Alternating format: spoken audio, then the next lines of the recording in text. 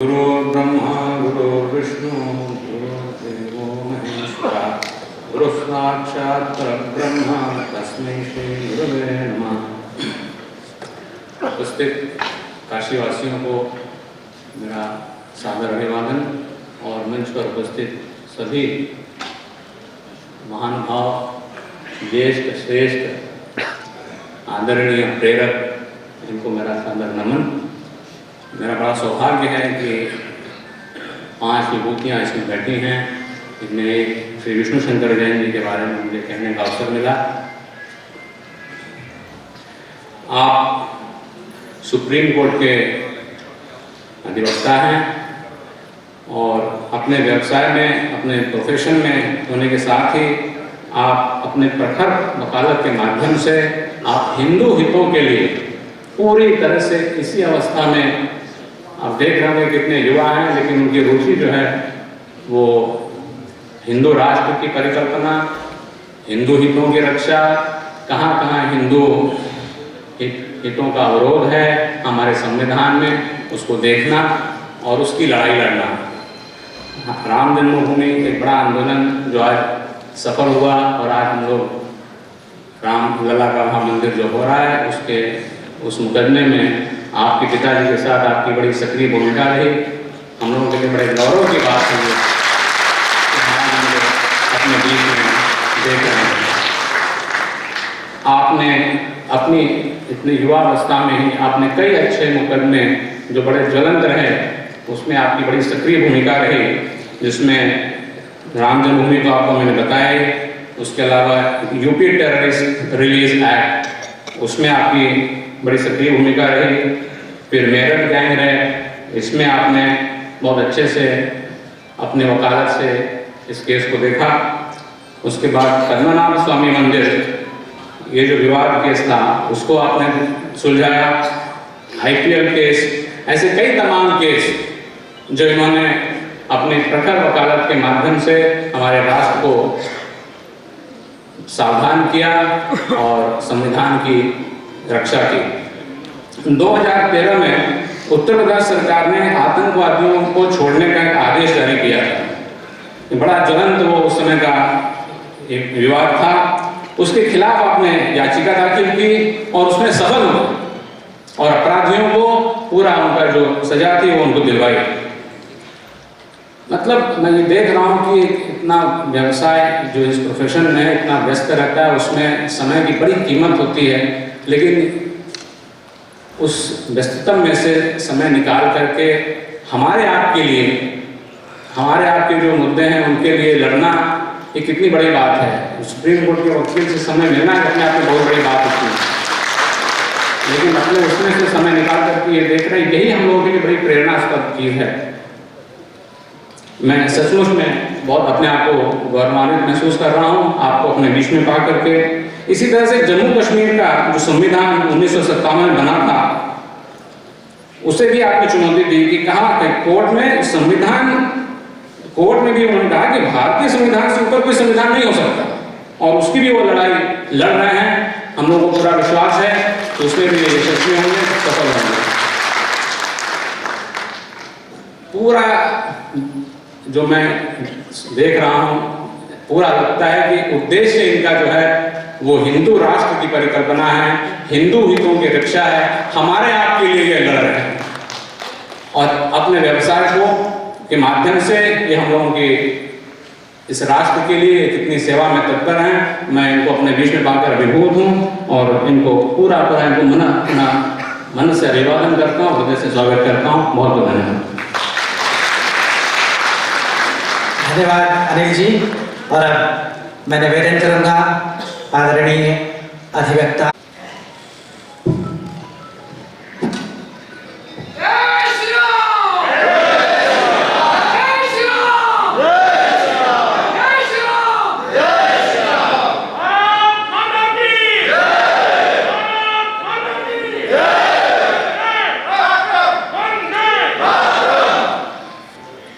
धर्म संस्थापना के देवता भगवान श्री कृष्ण के चरणों में मेरा नमन।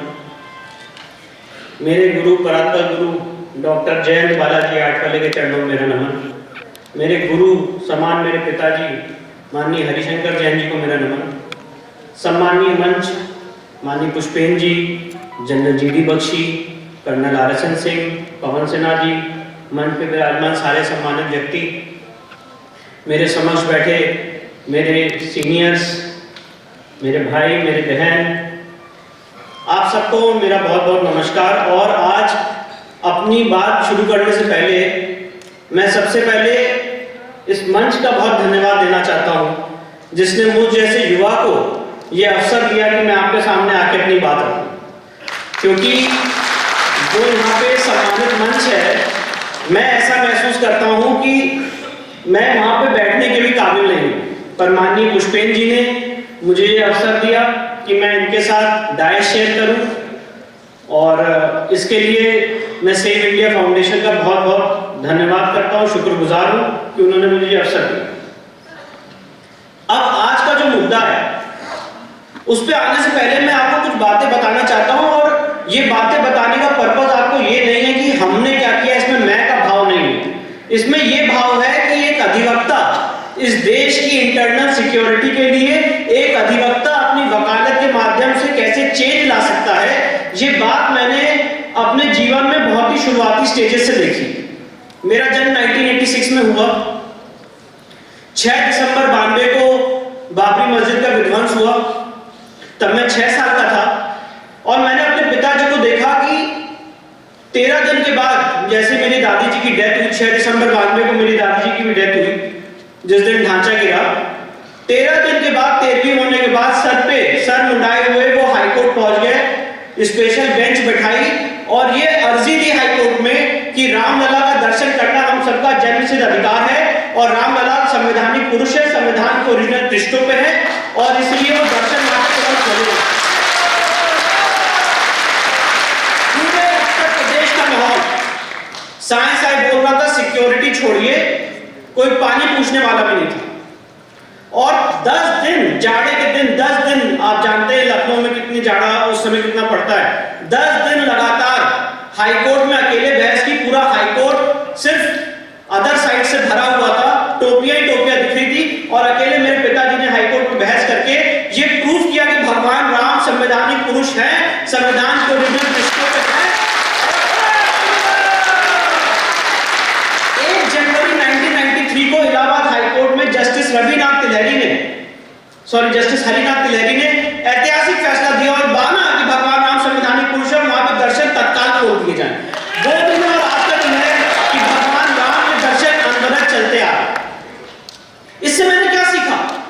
इससे मैंने ये सीखा, और वही दिन था 6 साल की आयु में मैंने डिसाइड कर लिया था कि मुझे वकालत के पेशे में ही आना।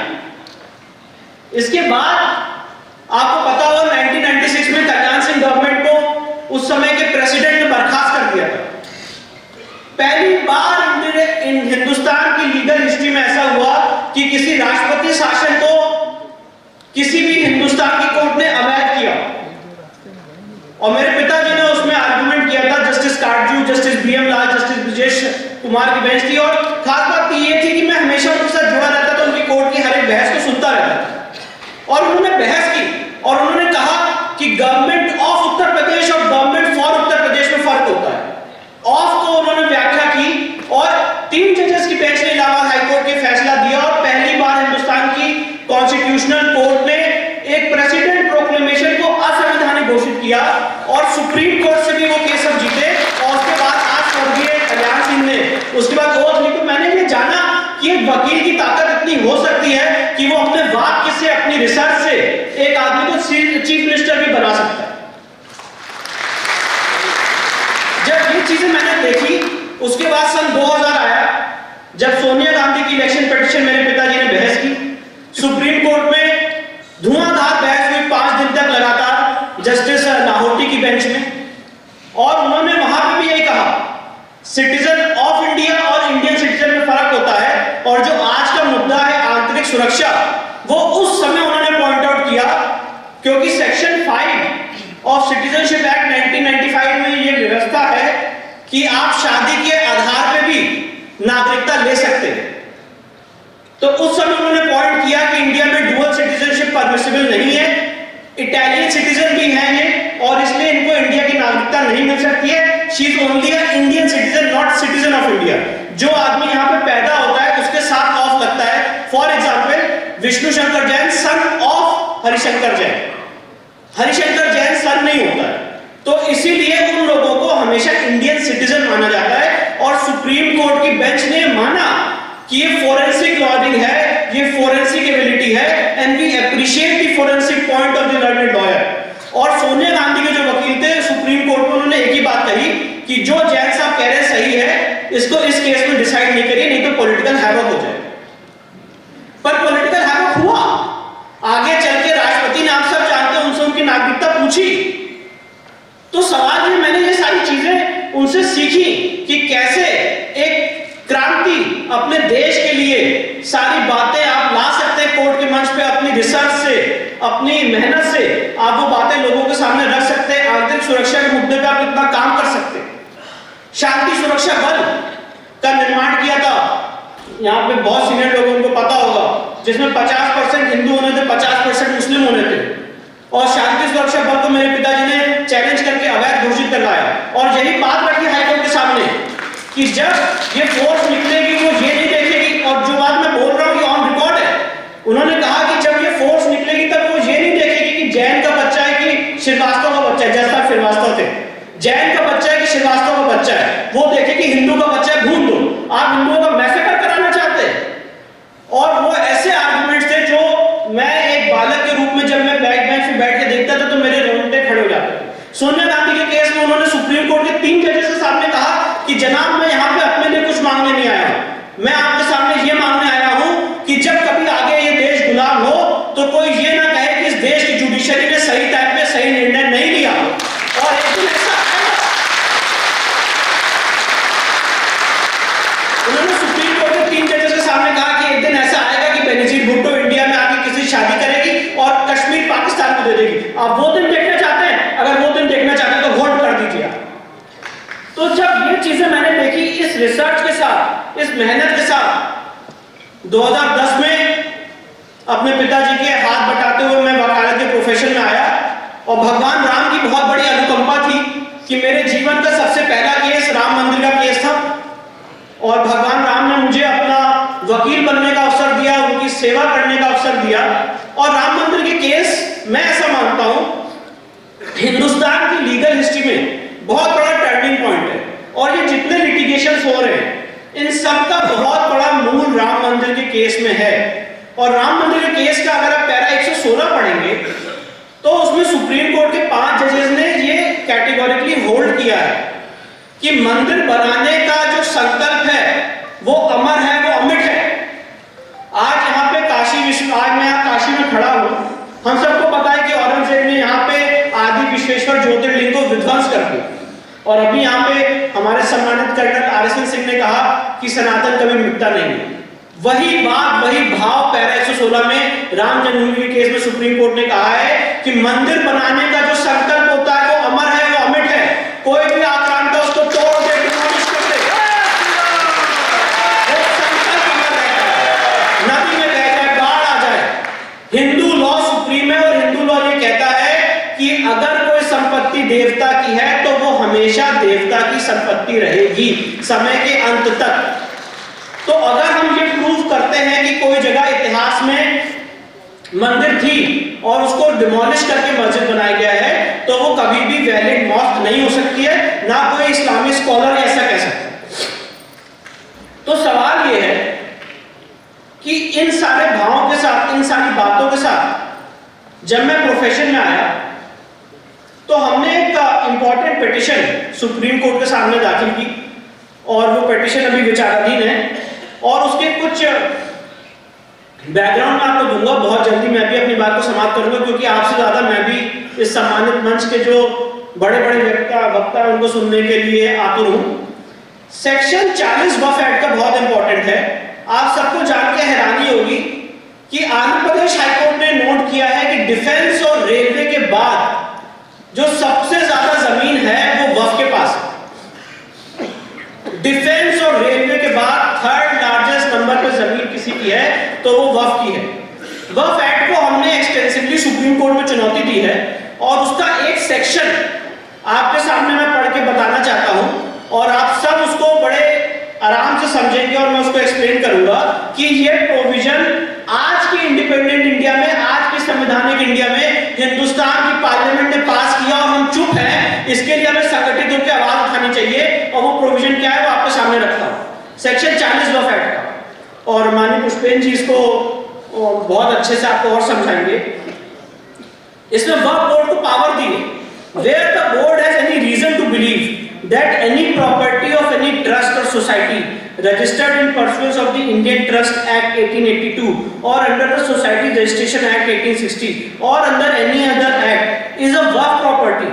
The board may, notwithstanding anything contained in such act, hold an inquiry in that regard to such property, and if after such inquiry the board is satisfied that such property is a Waqf property, call upon the trust or society, as the case may be, either to register such property under this act as Waqf property or show cause why such property should not be registered, provided that in such। तो इसमें section 40 में वक्फ board को power दे दी कि वो किसी भी संपत्ति को वक्फ संपत्ति घोषित कर सकता है, including the property of a trust और सोसाइटी। मेरा सवाल ये है कि क्या ऐसी कोई पावर ट्रस्ट को दी है?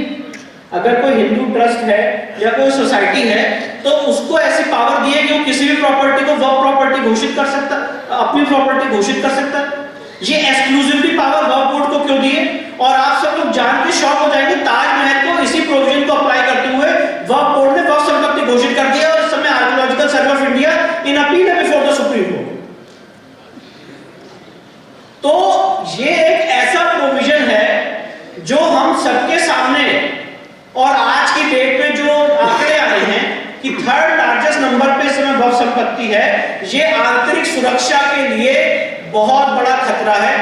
आप सबके माध्यम से, सम्मानित मंच के माध्यम से हम सबकी अपील रहेगी, डिमांड रहेगी कि भारत सरकार इस पे ध्यान दे और जो भी उचित कदम हो सकता है इसको उठाए, क्योंकि ये हमने सुप्रीम कोर्ट में भी चैलेंज किया, ऑन रिकॉर्ड बात कही है, ये प्रोविजन क्लियरली डिस्क्रिमिनेटरी, पूरा का पूरा वक्फ एक्ट डिस्क्रिमिनेटरी है। उतना समय नहीं है यहाँ पे बताने का, पर मैंने उसको एक्सप्लेन किया बहुत सारे डॉक्यूमेंट्रीज के थ्रू।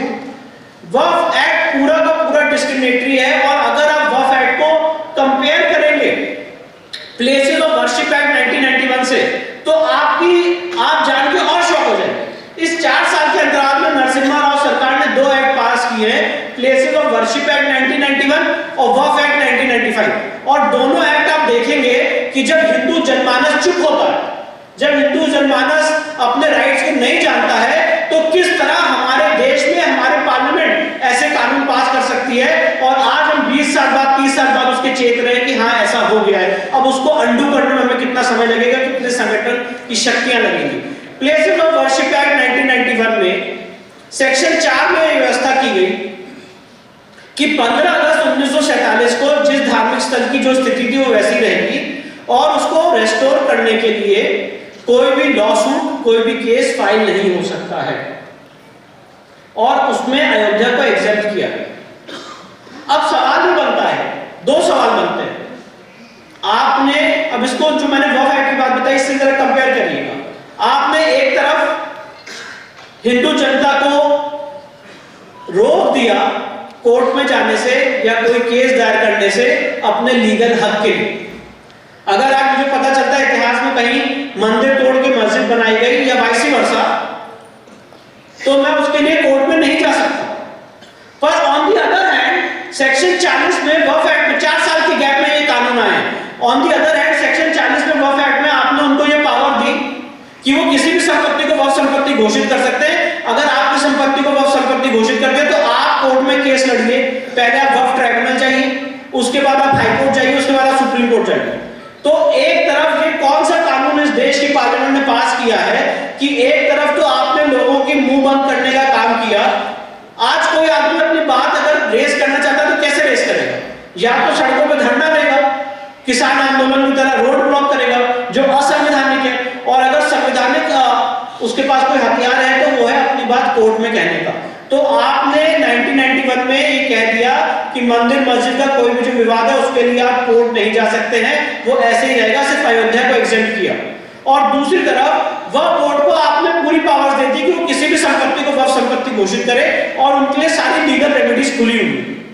तो सवाल यह बनता है कि इस तरह से अगर कोई भी पार्लियामेंट इस देश की बहुसंख्यक समाज की आवाज को दबाने का काम करेगा, कुचलने का काम करेगा, तो अब समय आ गया है कि हम सब संगठित होकर इस सम्मानीय मंच के मार्गदर्शन में ये सारी बातें सुप्रीम कोर्ट में, हाई कोर्ट में अलग अलग जगह उठाएंगे। और फर्क इससे नहीं पड़ता है कि हम केस जीते कि हारे, फर्क इससे पड़ता है कि हम कितनी ज्यादा जन चेतना पैदा कर सकते हैं। माननीय पुष्पेंद्र जी हमेशा अपने भाषणों में कहते रहते हैं, जब भी मैं सुनता हूं मेरे हमेशा मुझे रोमांच हो जाता है। वो कहते हैं समाज को जागृत होना पड़ेगा, अपने अधिकारों के लिए समाज को जागृत होना पड़ेगा। सरकारें आएंगी जाएंगी, पर समाज को अपने अधिकारों के लिए आगे बढ़ के आना पड़ेगा। ये इंपॉर्टेंट बात है और इसीलिए मैंने आपके सामने Waqf act, places of worship act को रखा। इसको आप लोग भी देखें, इसका आप लोग भी विरोध करें, ट्विटर, इंस्टाग्राम, यूट्यूब, जिसके भी माध्यम से हो सकता है। और एक बात और कहना चाहता हूं और उसके बाद मैं अपनी बात को समाप्त करूंगा। अभी मेरे इंट्रोडक्शन में ये कहा जा रहा था कि हिंदू राष्ट्र में तत्पर हूं। मुझे तो डर लगने लग गया है हिंदू राष्ट्र की बात करते हुए। और पता है मैं आपसे ये बात क्यों शेयर कर रहा हूं। अभी मैं एक बेल एप्लीकेशन लड़ रहा हूं जो दिल्ली में जंतर मंतर में नारे लगाए गए।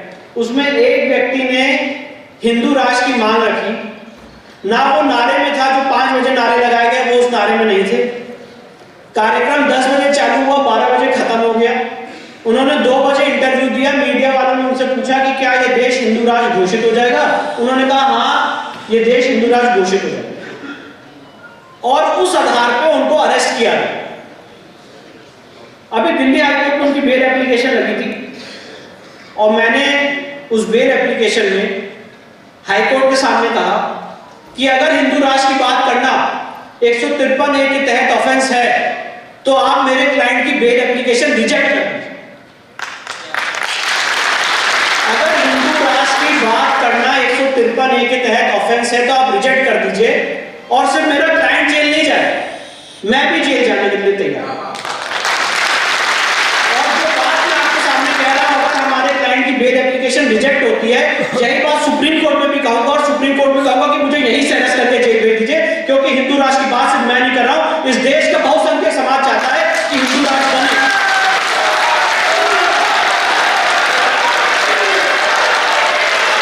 हिंदू राष्ट्र की बात करना कभी भी ऑफेंस नहीं हो सकता, क्योंकि हिंदू राष्ट्र का मतलब नहीं होता है कि हम किसी को मारेंगे, काटेंगे, कत्लेआम कराएंगे। हिंदू राष्ट्र का मतलब होता है एक आध्यात्मिक राष्ट्र, एक ऐसा राष्ट्र जो राम राज्य की परिकल्पना को लेकर चलता है। जैसे कि अभी कर्नल RSN सिंह ने कहा कि धर्म और रिलीजन अलग होता है और धर्म को डिक्शनरी में अलग से डिफाइन किया गया और आप इस देश के समाज को सेकुलर होने के लिए मजबूर नहीं कर सकते।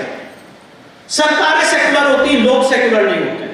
मैं ये मानने के लिए बात नहीं हूं कि सर्वधर्म समभाव। मैं मानता हूं कि मेरा ही जो धर्म है वो सुप्रीम है और दूसरे आदमी को भी इजाजत है कि वो माने उसका धर्म सुप्रीम है। सरकारें सेकुलर होती, लोग सेकुलर नहीं होते। और इसीलिए आज आपके सामने ये मौका मिला कि मैं अपनी बात रखूं, आपके सामने इंटरनल सिक्योरिटी ऐसे इतने इंपॉर्टेंट इश्यूज को डिस्कस करूं।